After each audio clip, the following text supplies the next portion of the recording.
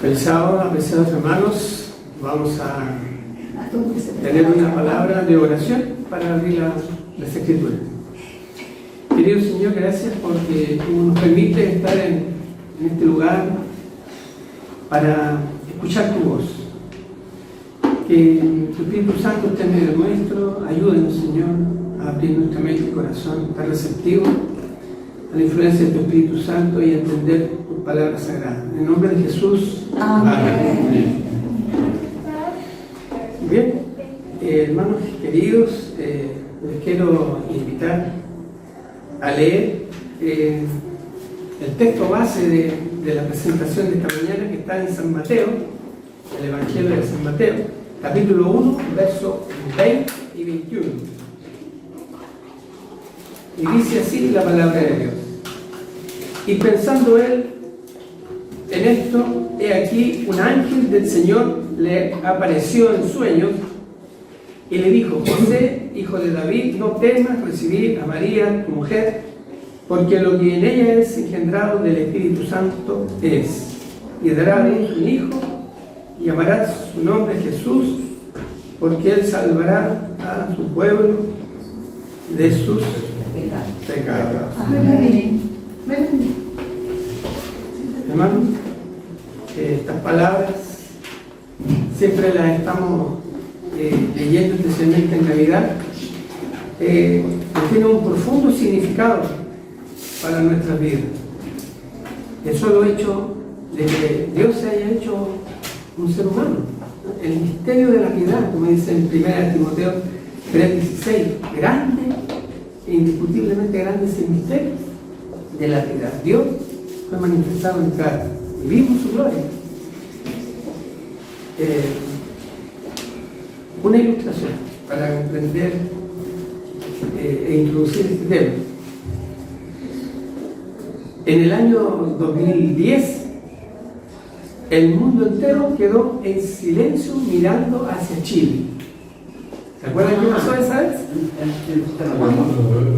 33 mineros quedaron atrapados a 700 metros bajo la tierra, en las entrañas mismas de la tierra, en la mina San José, encerrados en la oscuridad, rodeados de rocas, polvo, incertidumbre y muerte.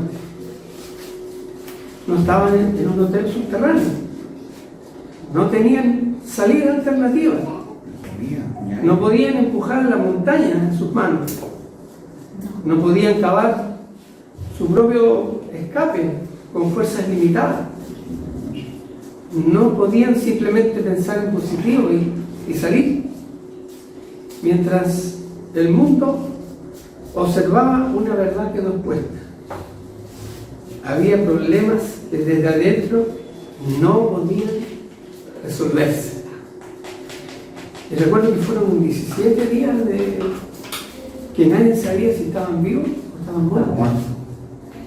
Recuerdo que el ministro de Minería, Gordon, a la familia le decía que no podía darle ninguna alternativa o esperanza, porque ya eran tantos días.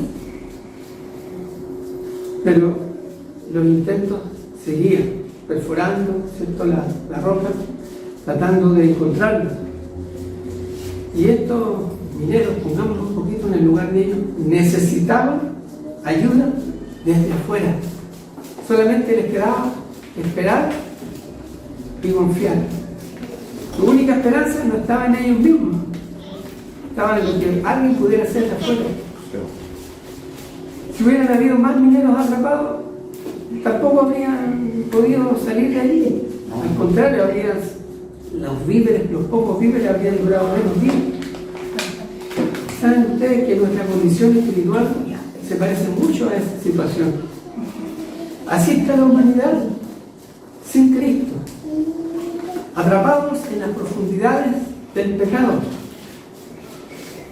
Pecados en hábitos que nos dominan, culpas que pesan, heridas que esclavizan, tendencias caídas que arrastran, pensamientos oscuros que aprisionan.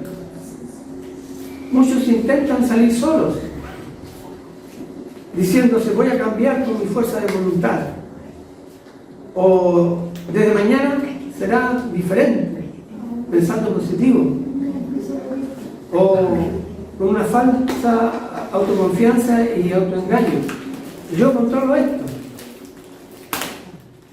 Cuando quiero dejo este mal hábito. O no necesito realmente ayuda. Pero la roca no se mueve. La prisión sigue allí. Jesús dijo una verdad solemne. Separados de mí, nada. El rescate vino desde arriba. Los mineros no diseñaron desde abajo la cápsula Fénix. No operaron las maquinarias gigantes. No perforaron desde la superficie. No coordinaron ingenieros internacionales en la ayuda. El rescate fue íntegramente desde arriba.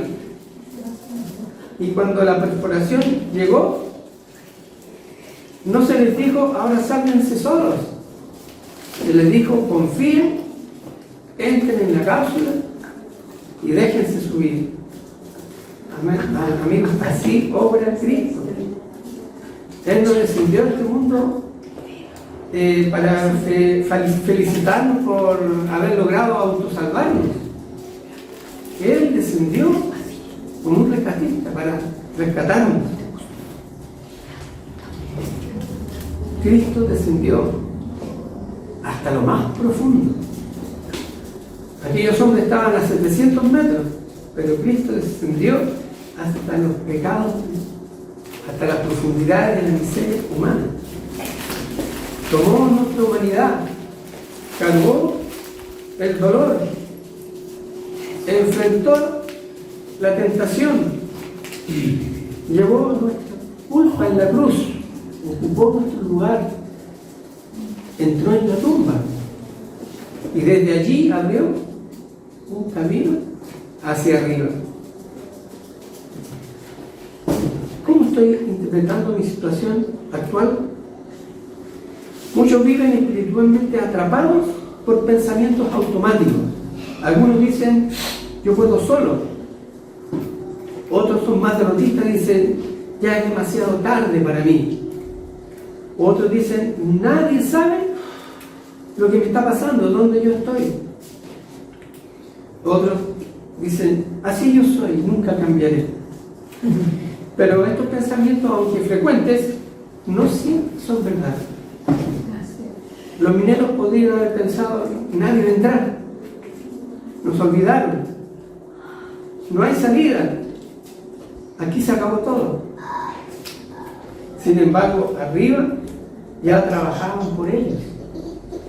Y quizás hoy tú no ves, pero arriba del dolor, arriba de las dificultades, arriba de la culpa, arriba de la noche, Dios ya está obrando. Amén.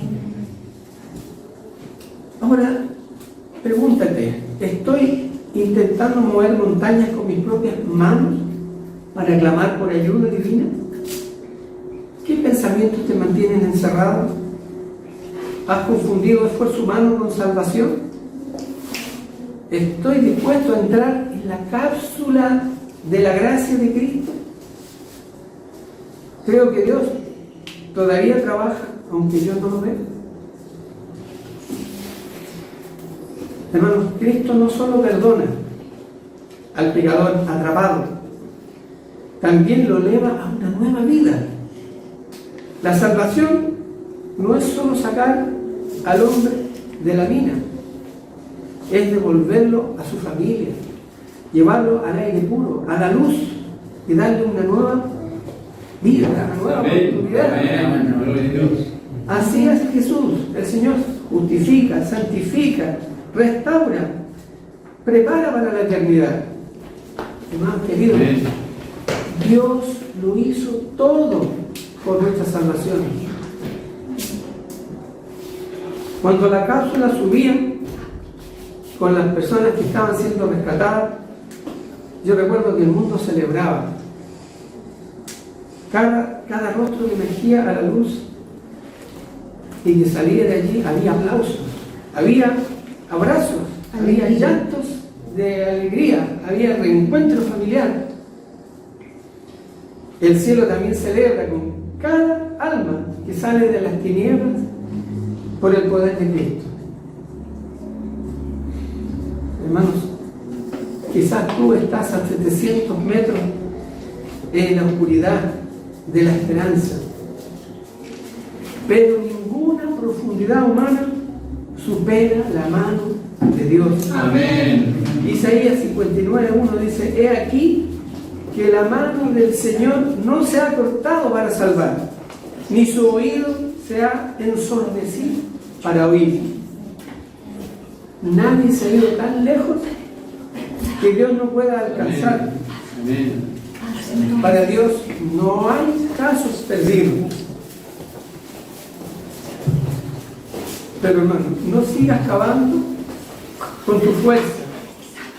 La cápsula del cielo ya descendió. Cristo es esa cápsula. Entra por fe y deja que Él te suba a la luz. Hermanos, una vez Jesús les dijo a sus discípulos: ¿quién dicen los hombres que es el Hijo del Hombre?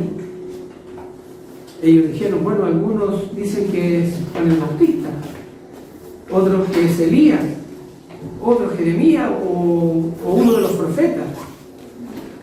Y el Señor les dijo: ¿y quién dicen ustedes que yo soy? Hermanos, ¿quién es Jesús para ti? ¿Es tu Salvador? Amén. Amén. Y Pedro nos dio la respuesta correcta, ¿cierto? Tú eres el Hijo del Dios viviente. Y el Señor le dio un elogio. Bienaventurado es Simón, hijo de Jonás, porque no te lo reveló carne y sangre, no te lo reveló una persona humana, sino mi Padre que está en los cielos. En San Mateo 16, 13, 17 ocurre esto. Esto es vital. En San Juan 17, 3 dice: y esta es la vida eterna, que te conozcan a ti, al único Dios verdadero, de Jesucristo a quien has enviado. Hermanos, Cristo, Jesús, es el Hijo de Dios. En Filipenses capítulo 2, del 5 al 7, dice que el Señor descendió, no escatimó, ¿cierto?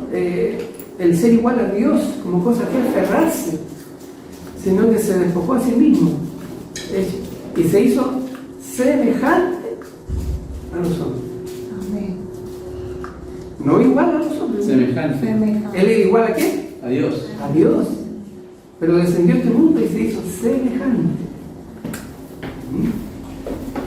Cuando yo me miro al espejo, yo veo a alguien semejante a mí, No, pero igual. no soy yo, ¿cierto?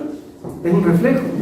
El ser humano refleja esa imagen de Dios, pero ahora con el pecado, esa imagen se ha distorsionado, porque el objetivo del enemigo era, si es posible, borrar totalmente la imagen de Dios en el ser humano.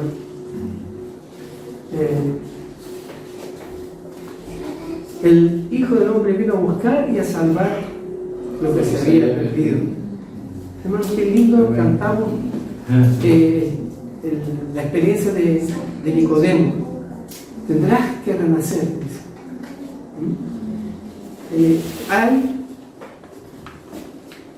Hay esa esperanza en el Salvador, del renacimiento. El Señor vino a revelar cómo se vive un ser humano cuando está plenamente rendido a Dios.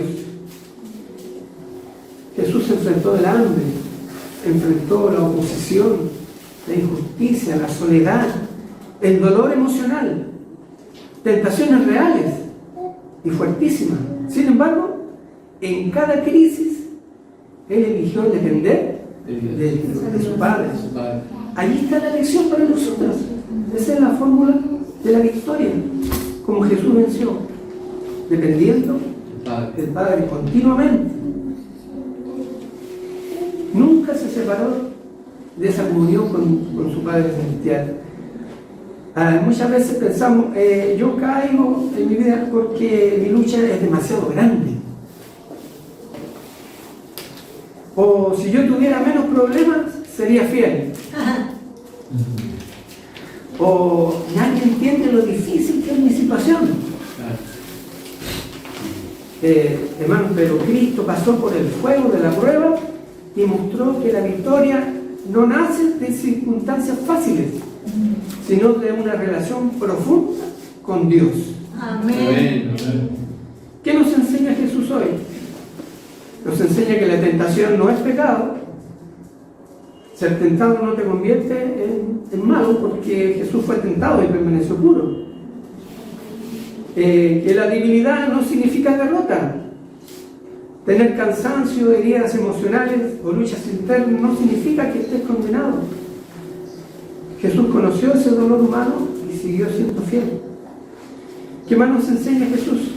Que la victoria comienza antes de la crisis. Jesús vencía en público porque se rendía en privado. Su vida de oración preparaba sus momentos de prueba. Por eso decimos que nadie vivió como Jesús vivió, porque nadie oró como Jesús oró. ¿Qué más nos enseña? Que depender de Dios no es señal de debilidad, sino de sabiduría.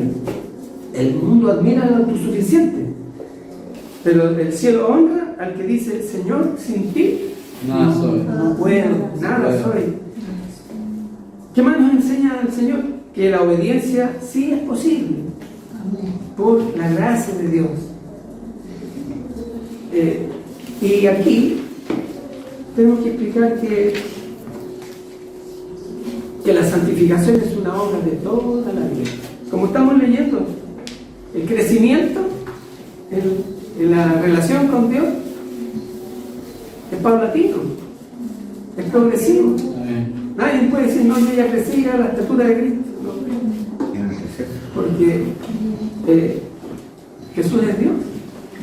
Tal vez enfrentas una tentación repetida, tal vez enfrentas un hábito difícil, o una lucha secreta, o un profundo desánimo. Si esa es tu situación, mira a Cristo. Él no solo murió por tus fracasos pasados, también vive para darte poder en las batallas presentes. No digas: nunca cambiaré. Di mejor: con Cristo hoy puedo dar el siguiente paso. Todo lo puedo en Cristo que me fortalece. Amén. Jesús no vino solo a abrir la puerta del cielo, vino también a enseñarnos cómo caminar en la tierra tomados de la mano del Padre. Hermanos, que en la vida cristiana el Señor quiere que nosotros tengamos la santidad y la perfección. Ser santo, dice Pedro, ¿cierto? Primero Pedro: ser santo como yo soy santo, dice el Señor. O ser perfectos como vuestro Padre que está en el cielo es perfecto, dice en Mateo. Pero aquí, en esta perfección que el Señor quiere que tengamos, se refiere a la madurez espiritual, a la integridad del corazón, a una entrega completa a Dios.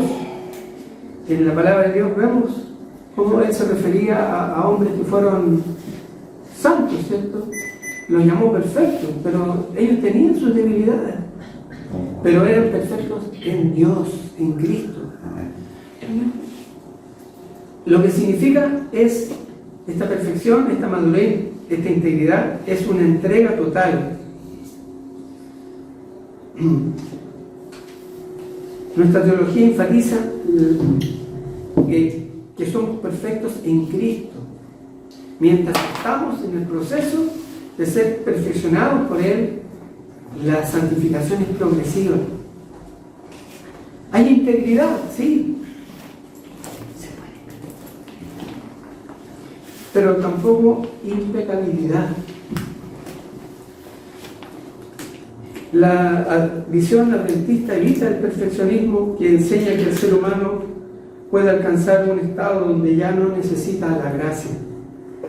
Siempre la dependencia de Dios en todo momento es fundamental.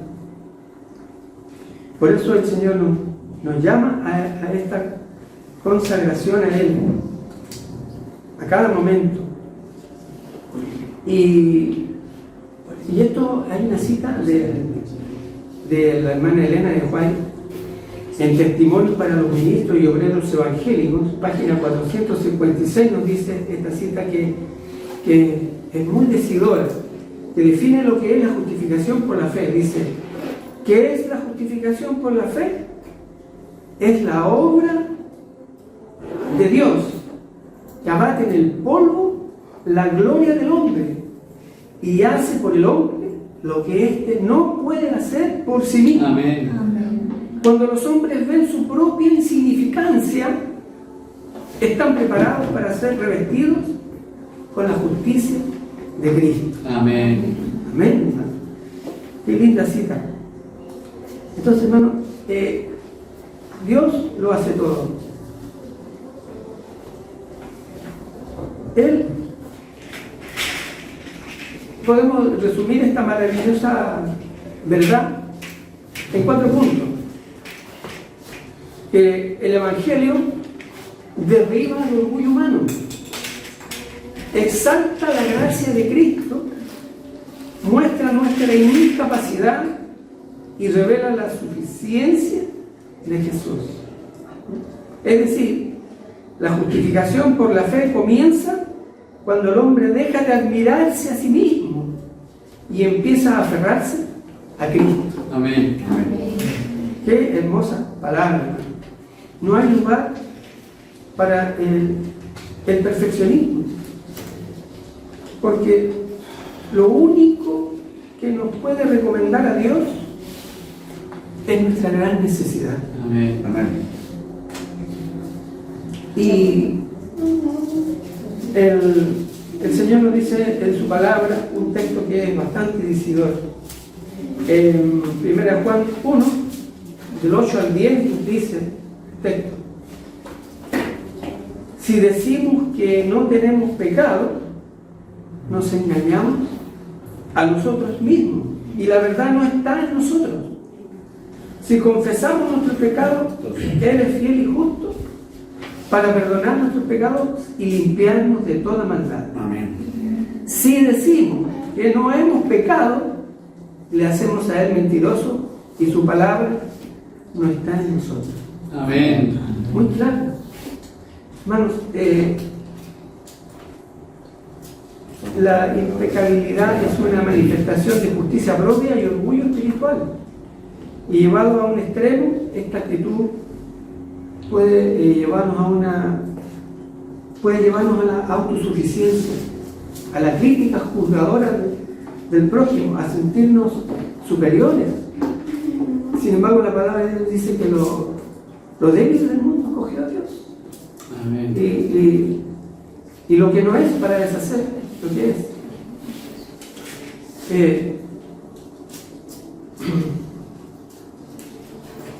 Es fatal también y equivocado pensar que si nos entregamos totalmente a Cristo, entonces nuestra naturaleza pecaminosa será erradicada.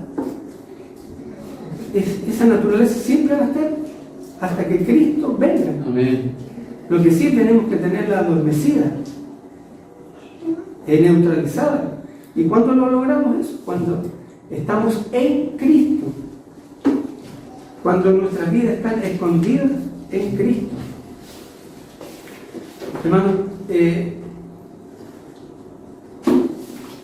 es interesante notar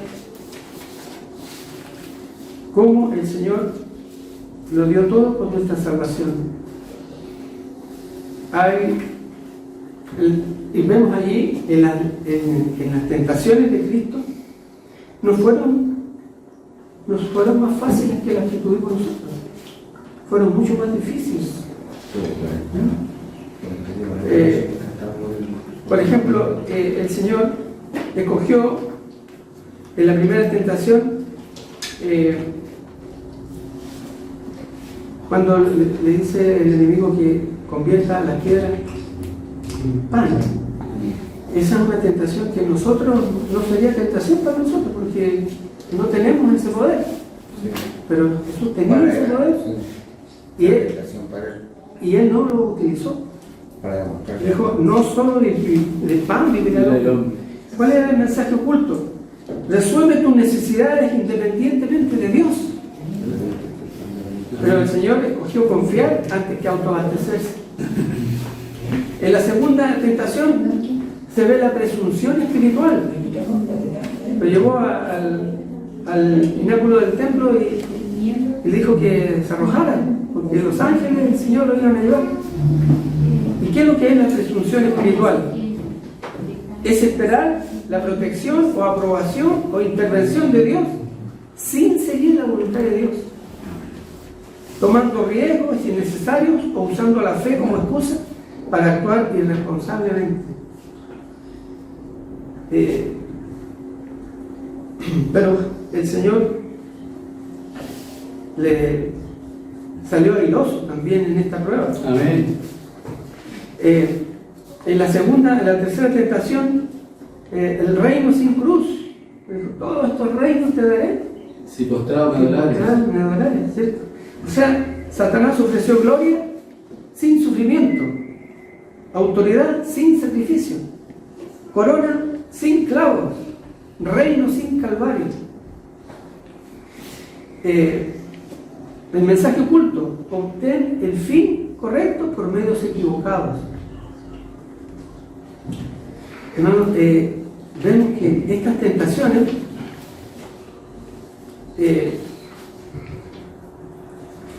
eran externas. Todo Satanás mismo estuvo allí externamente y le presentó tentaciones externas. Cuando vemos las tentaciones en el Getsemaní, la batalla suprema, en el jardín, no vemos deseos pecaminosos, sino horror santo ante lo que venía: cargar el pecado del mundo, beber la copa del juicio, sentir la separación relacional del Padre causada por el pecado, cargado sobre los hombros de Jesús, sufrir la cruz física y espiritual. Tanto fue el peso de esa copa que el Señor le dijo: Padre, si es posible, pase de mí esta copa, porque sintió que era un peso enorme. Imagínense, hermano, el Señor le sirvió hasta la muerte segunda, la que van a sufrir todos los pecadores después del milenio, pero la de todos los que se perdieron, de todos los que finalmente se van a salvar por el sacrificio de Cristo. Entonces fue un sufrimiento tan intenso, pero el Señor añadió: no sea como yo quiero, sino como tú. Que se haga la voluntad de Dios. Allí está la victoria más sublime. No venció porque no sintiera nada, venció aunque lo sentía todo. Él sudó como gotas de sangre. La expresión espiritual allí fue esa presión fue intensa.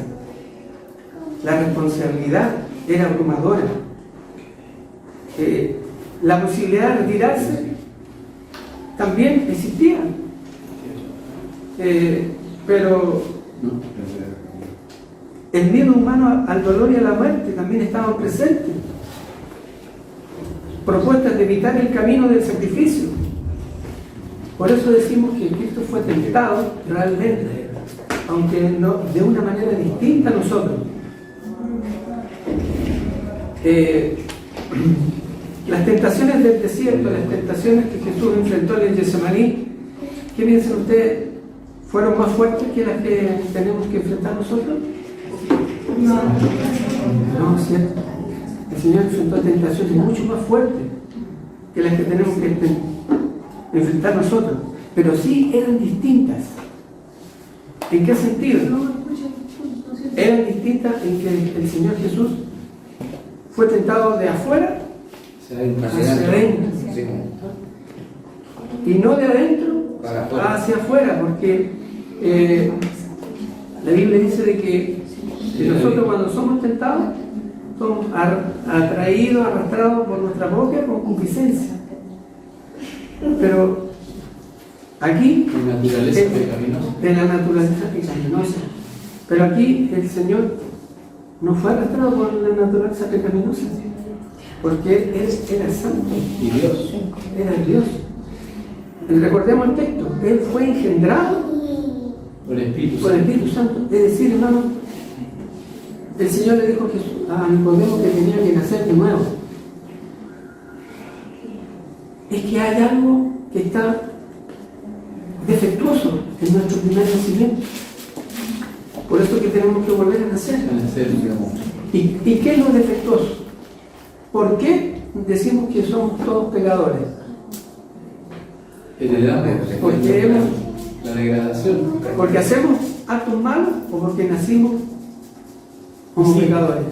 Nacimos como pecadores. Nacimos. Hermano, todo lo que tenemos que hacer para ser pecadores Es nacer. es haber nacido. Porque todos nacimos con la naturaleza Pecaminosa. Ese- Pero Jesús era santo. Era santo. Él no tenía esa naturaleza pecaminosa. Yo siento que hubo en la historia de la iglesia diversas posiciones, debate, si Jesús nació con naturaleza caída o no. Pero cuando se comienza a estudiar este tema, la naturaleza caída de Cristo era su humanidad,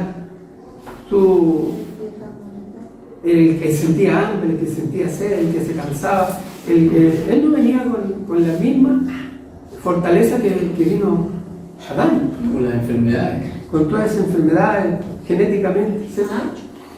Pero sí era Dios, porque era engendrado por el Espíritu Santo, es decir, no tenía esa naturaleza pecaminosa. Y en los textos más modernos, icónicos de nuestra denominación, como por ejemplo el diccionario, el Tratado de Teología y Creencias Fundamentales, un librito de todo que nos ha dado, tienen una sola línea. Y Cristo era sin defecto interior, moral. No tenía esa naturaleza pecaminosa. No había nacido en pecado. Claro, porque si hubiese tenido esa naturaleza pecaminosa, él sería un pecador. Porque nosotros no somos pecadores porque pecamos. Nosotros pecamos porque somos pecadores. Nacimos en pecado. Nacimos en pecado. Exactamente. Noten la diferencia. No son los actos que nos hacen pecadores. Un bebé no ha hecho ninguna cosa mala, ningún acto malo, pero es considerado pecador porque tiene naturaleza pecaminosa, está dominado por el egoísmo. Es nuestra naturaleza caída. ¿Por qué se consolidó esa línea teológica bíblica? Porque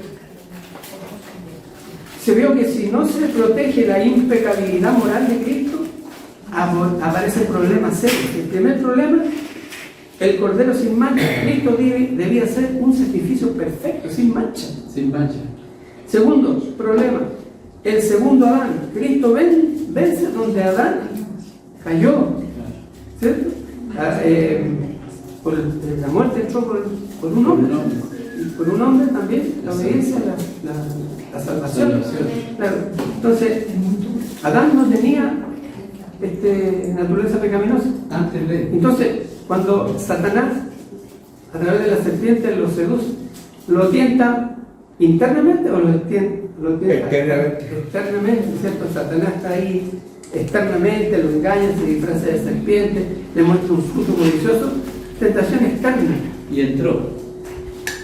Ahí, Ya la tiene adentro. y al caer, adquirió la naturaleza pecaminosa que le damos todos.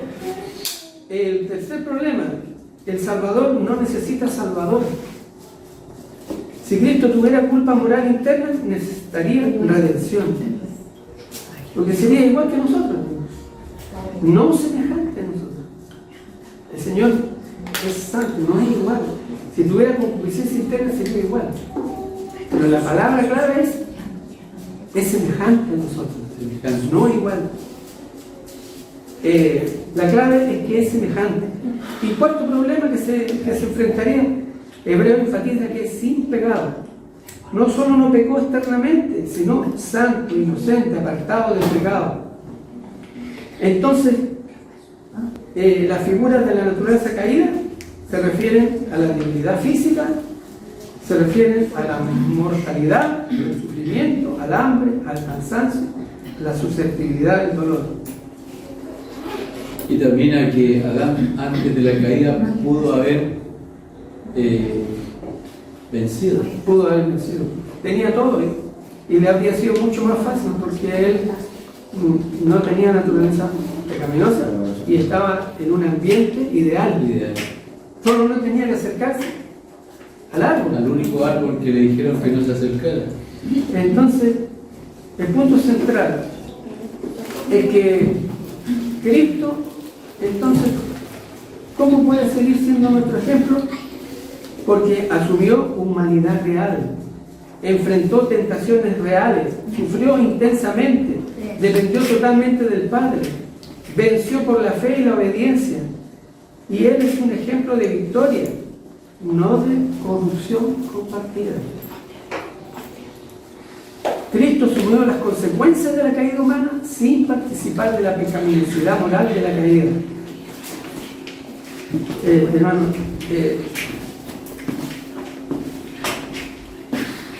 hay una cita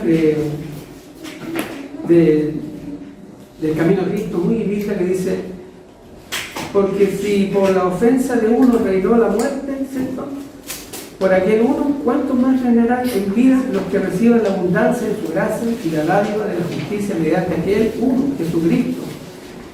Como Nicodemo, podemos lisonjearnos de que nuestra vida ha sido íntegra, de que nuestro carácter moral es correcto, y pensar que no necesitamos humillar nuestro corazón delante de Dios como el pecador común. Pero cuando la luz de Cristo resplandece en nuestra alma, veremos cuán impuros somos, discerniremos el egoísmo de nuestros motivos y la enemistad contra Dios, que han manchado todos los actos de nuestra vida. Entonces conoceremos que nuestra propia justicia es en verdad como trapos de inmundicia. Y no solamente la sangre de Cristo puede limpiarnos de la contaminación del pecado y renovar nuestro corazón a la semejanza del Señor.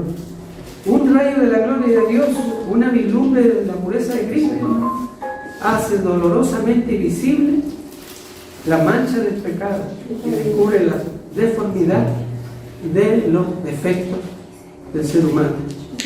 Hermano, el Señor nos ayude a valorar lo que el Señor ha hecho con nosotros, con nuestras vidas. El Señor quiere que valoremos su sacrificio, que lo hagamos nuestro Salvador. Él lo dio todo por nosotros para salvarnos. Amén. Hermanos, humillémonos bajo la poderosa mano de Dios. Si alguien piensa que el Señor sufrió menos tentaciones por nosotros porque tenía naturaleza divina, véanlo allí en Getsemaní, sangrando grandes.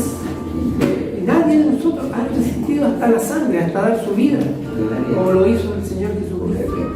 Por lo tanto, hermanos, seamos fieles a Dios, tomémonos de la mano del Señor, hagámonos de nuestro todo, subámonos a esa cápsula fénix de la gracia. Que el Señor nos ayude y podamos hacer de Cristo el todo con nosotros. ¿Cuántos quieren hacer de Cristo nuestro Salvador? Amén. Amén. Señor le bendiga. Amén. Amén.